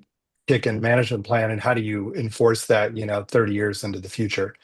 But I do see it as really important in the first, say the first 10 years of a project. Yeah, appreciate that perspective, John. Laura. Thanks. Just kind of one clarifying question. Is there a corollary to this in the ASAP AL? And then really my concern about this isn't, I mean, I would love to have all the easements coming in have stellar management. But I think I just want to make sure we're not penalizing a great easement because they haven't had the opportunity to do sort of a really elaborate and awesome management plan. So I think anyway, curious about ASAP AL, and just that's sort of my reasoning for, lowering the points on this a little bit. Yeah, I'm not sure the exact criteria crosswalk to ASAP AL. We could pull that up for next. I can do a quick crosswalk on that while we continue the discussion and then give feedback back. So I do want to say we only have about 5 minutes left. So I do think we're going to end up coming back to this in March. But this has been really good. So just to recap, what I think we're going to do is we're going to reorganize and again, I'm not promising 100%, but this is my take. So Robin or Renee, jump in before I promise things we're going to do that we aren't going to do. We're likely going to try and potentially reorganize the criteria into buckets per Sarah's suggestion, so that we can kind of more clearly see how many points are going to sort of like these high level goals of the program. Look at the points associated with number 1 and think about potentially more equally weighting the dual benefits of the program. And I've heard quite a few commissioners advocating for potentially fewer points on number 4 that we're talking about now. So that's what I have captured so far. Before we move on, I just want to make sure there's no other big tweaks we want to see, because we're not going to get all the way through the criteria. I can already tell. Sorry. But we could get through number 5. So maybe we should try that. While Robin's looking up a crosswalk to ASAP AL. So number 5. This one, again, is directly from statute, so we can't do anything about the wording necessarily. And this says the extent to which the easement would protect agricultural outcomes or benefits from other related investments. So we tried to kind of spell out what that means and how high a high, medium, or low score would be. And again, this is just as many points as the previous one per the survey. So it's kind of a mid to low range criteria. But the commissioners have thoughts on whether this ought to be more points, fewer points, or some additional context for us to put into the guidance around what we actually mean by this criteria. This is Dan, and then I think John, that was a real life hand. So we'll go Dan and then John O'Keefe. Sorry if this has been answered before, but other related investments, we're talking about, I don't want to stir this pot so late in the meeting, but like a farm stand or something, like something that's incidental to the property. We're saying that wouldn't affect the agricultural outcomes under the easement, or it would potentially affect it less if the easement were in place than if it weren't. Is it like, I guess, like some clarity around other related investments and an example of what that might be? Yes, I think you're right. We ought to get a little more clear on that. My read on other related investments are investments that have been made into the property that support the goals of the Oregon Ag Heritage Program. So that support the ag viability and or the fish and wildlife benefit. So if there's been an investment in, you know, a big processing facility on that piece of land, that we want to be able to factor that in because it's, you know, supporting the viability of that operation in the surrounding community. Or if there's been, you know, a CREP project, you know, that's done some stream enhancement, we want to be able to sort of look at it through the lens of like leveraging other investments. That's not just this very particular snapshot in time, like how much match are they bringing to the project, but really like overall, how much uplift could be provided by this particular property over time to support the larger goals of the program. And I think we could probably get a little more clear in our descriptors here around that, because I may have a different interpretation of that than Robin. John, did you have a thought to add? And then Laura? Actually, I was just stretching when I don't forget. Oh, okay. You stretch like this. Fan of these electronic hands. Yeah. All right. Laura, go for it. Thanks, Taylor. I was under the understanding that this also related to other regional kind of agricultural outcomes and benefits. So if there were other easements nearby, or if this kind of protected, you know, was adjacent to something else that was protected. So that's what I remember from the original conversations about that. Yeah, and I don't think I did a good job. So like with my example of, you know, a processing facility on the property itself, that would be benefiting the surrounding community, but they could also be adjacent to a processing facility that the output on, you know, that on the property we're considering is important for the throughput, you know, that makes that processing facility viable and supports the, you know, the regional economy.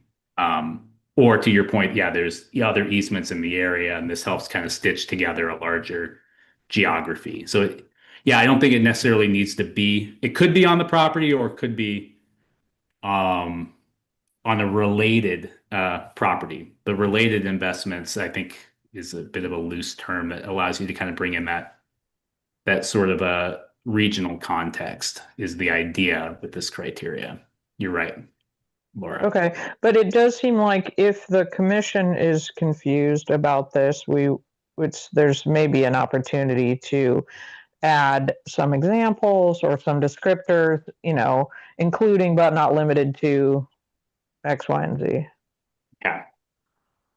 I just, to clarify, I think my confusion was the from other related investments, like you're trying to protect agricultural outcomes from the other investments, not protect those in addition to. Yeah. You should have been in the legislature when they wrote the statute, Dan. I agree. It's confusing a little bit. I'm not ready for office, but yeah, thanks. Robin? Yeah, I think it is kind of resulting from, not protecting it from. The protecting is, again, I'm going to point back to the easement and how this document and an easement limiting or putting any sort of limitation on the property will protect those investments. So I think to Taylor's point of like CREP projects where there's been stream restoration or riparian enhancement, is that going to be addressed specifically in the easement or not? Or could they, you know, they're out of CREP, so no more stream protections, those types of things. And I do think that this is an important one to clarify, because we do have in another criteria, 7 down below, which we won't get to, one that speaks more to cumulative effect of similar conservation and agricultural investments in the community. And that's speaking more to protections in terms of land protections and the like actual like funded plans, management plans on neighboring properties. So I think being able to draw the distinction between what 5 is asking and then that sub criterion 7 would be really valuable. And I think we're going to lean, I would say we need to lean on the commission to help us figure those out, because this has been a space, I think, for the last 3 cycles. We've continued to kind of we know them when we see them, but it's hard for us to give guidance to folks on what those are. Well, with that, I think even though we've only gotten 2, I'm not even sure we've gotten through number 5. I think we had a lot of really important sort of big picture discussions, and I think we can hit the ground running next time we get together, and make a pretty good push on this rubric. So I think I'm going to kind of call the discussion here unless folks have some parting thoughts. And what we're going to do is make some tweaks based on the discussion we had today. We'll share an updated draft with you ahead of the March meeting. We'll jump back in, kind of revisit what the tweaks were, and then pick up here at number 5 and see if we can't get our way through the criteria. We'll talk it internally as staff whether or not we're going to make a push to actually do that work in March and try to adopt it, or whether we need to push out the adoption a little bit later, because that has to do with staffing and our ability to do this work, which I think is our last item on the agenda. So Sarah, I think we ought to move to item E, and then again, apologies for not getting all the way through, but if folks have some thoughts they want to get on the table right now, I think, share them. Otherwise, we got plenty more work to do on this. So we'll be bringing this back to you in March. Taylor, can you just remind us when we need to have this finished in order to have it be applicable to the next round of applicants? Sure. We don't have any money to run a future cycle at this point. So I think the soonest money could come, there's potential for money to come to the program in the long session. So that would be 2028. And Sarah or Renee, please jump in to take this. Actually, and Laura, I can Good segue. touch on some of this. But Chair, are you comfortable transitioning to other business? I am. So yes, please, let's transition to other Thank business. you. Renee. Thank you, Sarah. Yeah. So, and Laura, I will answer your question ultimately as we get through this. So, wanted to give an update on funding and staffing situation with Oregon Ag Heritage Program. So we talked last August after the 2025 long session about both the funding and the staffing that was provided. So ultimately we ended up with $1.76 million in grant funding as an outcome of some work late in the legislative process. And we did get position authority and funding for only 1.5 positions. So that meant 12 months of one position for the program, 24 months for a second position for the program, given that we had funding that ultimately is being utilized to run the conservation easement cycle that's currently underway that you all will be reviewing projects in March for and making recommendations to the OWEB board. The 24-month funding is for, and we've talked with Taylor and Robin about having this conversation with all of you. The 24-month position that was funded was for the easement specialist position, Robin's position. The 12-month position was for the Oregon Ag Heritage Program coordinator position, Taylor's position. I think we were all quite hopeful at the end of session in 2025 that something could be done in short session that's currently underway. As you all know, over the last several months, the state's budgeting situation has become increasingly concerning. And we have no expectation that resources for OAHP will emerge from short session that's currently underway. And in fact, we're sensitive to the legislature working through what cuts might come, not necessarily to our program. That is a hope, but just they're facing some tough decisions. So what this means, and this is a really difficult conversation to have, is that as of July 1 of 2026, we will no longer have Taylor in the Ag Heritage coordinator role. And that is sad and really discouraging for many reasons, because Taylor has been a stellar OHP coordinator, just exactly the right person in this position.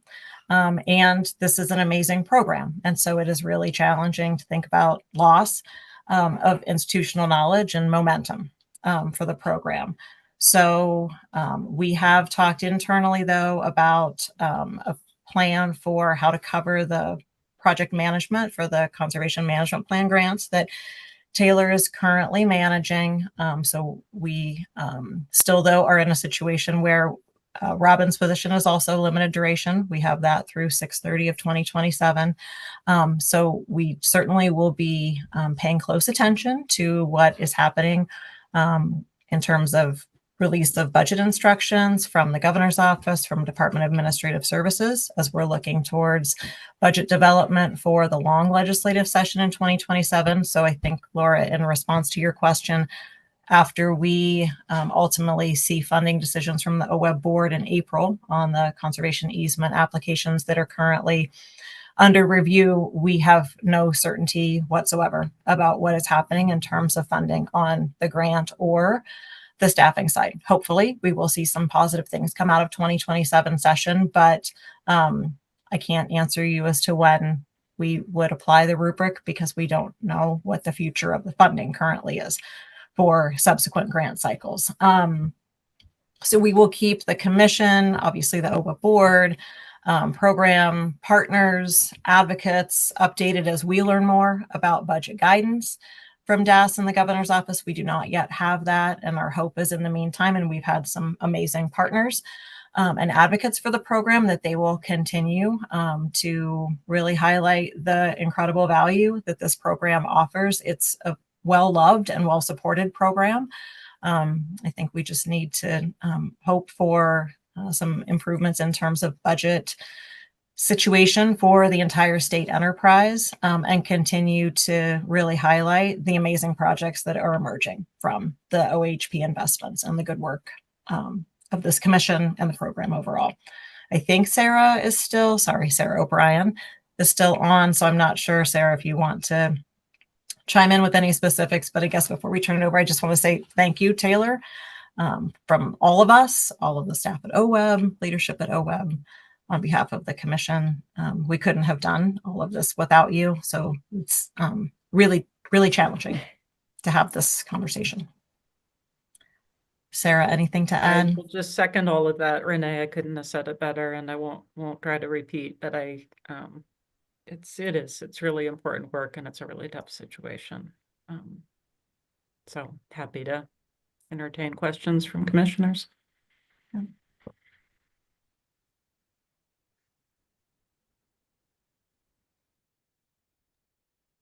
Mark.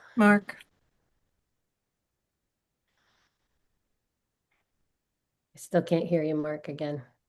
Oh, but this time it's because you're muted. There we go. How about now? Can you hear me? Okay. These are difficult things, and Taylor, I worked with Oregon Fish and Wildlife for almost 40 years, and these are very difficult conversations to have with folks, and I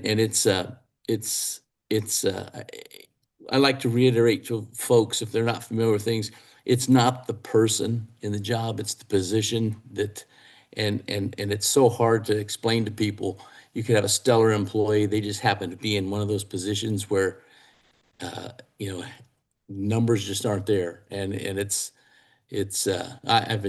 you've been stellar working with me, and it's just sad to hear this kind of stuff. It does happen in the state government all the time, and it's just not fair sometimes. So I just wanted to say that to you. Appreciate that, Mark. It's For the words, Mark. Yeah. It is, just agency-wide a concern we have flagged for the legislature, for partners, for our executive branch colleagues. When we create a new program and launch it, we bring in staff, we bring in expertise, we put a lot of time and money and partnership into creating these things. We create hopes and expectations with grantees. We put a lot of work on the ground. We start to work together as a team, and we can't do that every 2 years with limited duration positions. It's too hard on the humans and the work and the partners. And so that will be, a line you'll see us try to communicate pretty clearly, regardless of the 27-29 budget situation. And when money comes back, as it does inevitably sooner or later, we got to start building these things to be permanent, even if that means starting them small. to start out, because it's just heartbreaking to start and stop and pause and lose great people. It's just not something the state enterprise can afford to do this way. So I share the appreciation, and I want to reassure folks that it's got attention. The legislature spun a bunch of cool stuff up during, a time of better budgets, and that leaves us with a bunch of tough decisions now.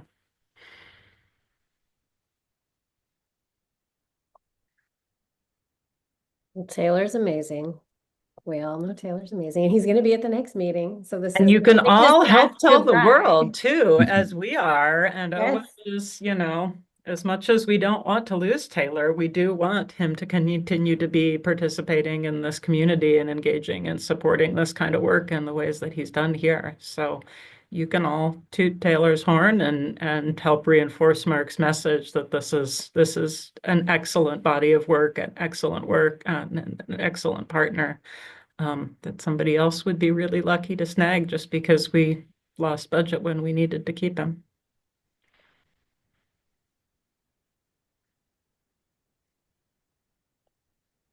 Okay. Taylor, I won't put you on the spot, but I will wrap up the You're all very meeting. kind. You're right. We do have another meeting Yeah, together. we do. It's not over yet, but it We is gonna be over. So yeah. Okay, so I'm going to wrap us up. Again, I thank you all, including Robin and Taylor, all your guys' work, commissioners, and Sarah for joining us today. That was very fun. And with that, I think I will adjourn the meeting. Thank you guys so much. Thanks, Thanks, everybody. everyone.